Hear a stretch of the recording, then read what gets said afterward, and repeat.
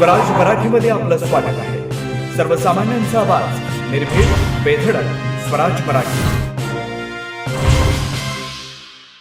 नुकत्याच झालेल्या विधानसभा निवडणुकीत संपूर्ण महाराष्ट्रातील ओबीसी समाजाने एकत्रित येऊन महायुती सरकारला भरघोस मतांनी जो विजय मिळवून दिलाय व अजित पवार या पक्षाचे हात बळकट केले। महायुती सरकार हे स्थापन झालं, मात्र या महायुती सरकारनं ओबीसीचे राष्ट्रीय नेते छगन भुजबळ तसंच गोपीचंद पडळकर या बड्या नेत्यांना मात्र काल मंत्रिमंडळात स्थान न दिल्यानं सरळ ओबीसी समाजाला डावलण्याचा प्रयत्न केला गेलाय।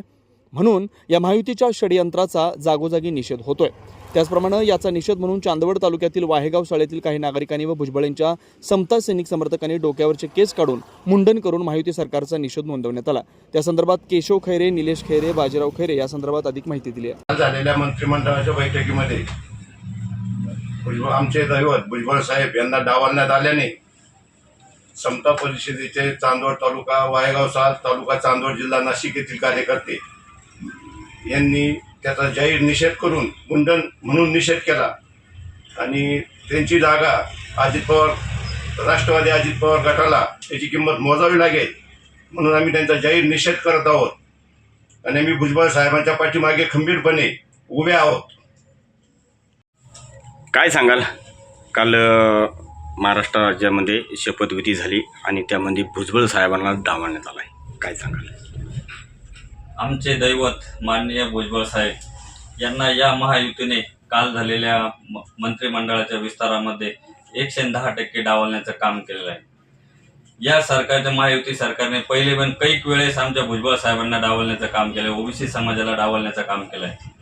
आत्ताच्याच कालच्याच झालेल्या मंत्रिमंडळ विस्तारामध्ये सुद्धा त्यांनी तेच काम केलंय। पण इतर दिवस, इतर वेळेस, इलेक्शनच्या वेळेस, निवडणुकांमध्ये ज्या वेळेस भुजबळ साहेबांच्या ओबीसीचं काम पडतं त्यावेळेस भुजबळ साहेबांची आठवण यांना 100% येते। पण आज ज्या वेळेस मंत्रिपदासाठी आमचे ज्येष्ठ नेते भुजबळ साहेब यांना या सरकारने डावलण्याचं काम केलं आहे, तरी आम्ही या घटनेचा वाहेगाव समता परिषदचे सदस्य, पदाधिकारी सर्व मिळून आम्ही मुंडन करून, सामूहिक मुंडन करून या गोष्टीचा जाहीर निषेध करत आहे। काय सांगाल? आज तुम्ही या गावामध्ये काही नागरिकांनी मुंडन केलं आहे, काय सांगाल?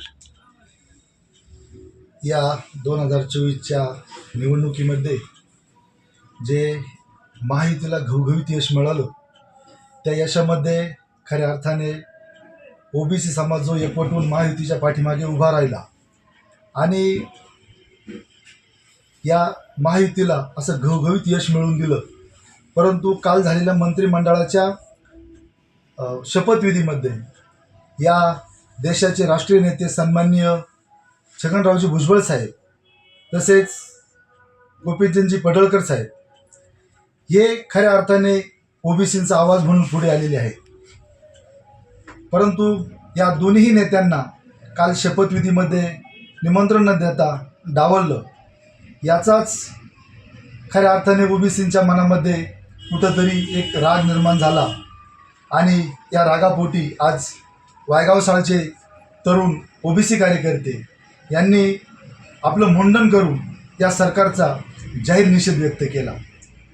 मी आपणाला आपल्या माध्यमातून या सरकारला एक विनंती करतो की या भुजबळ साहेबांच्या शब्दाला या ओबीसी घटकातील सर्व घटकांनी एकत्र येऊन त्यांच्या शब्दाला जो मान दिला आणि या सरकारला हे जे यश मिळवून दिलं यामध्ये खऱ्या अर्थाने भुजबळ साहेबांचा खूप मोठा सिंहाचा वाटा आहे।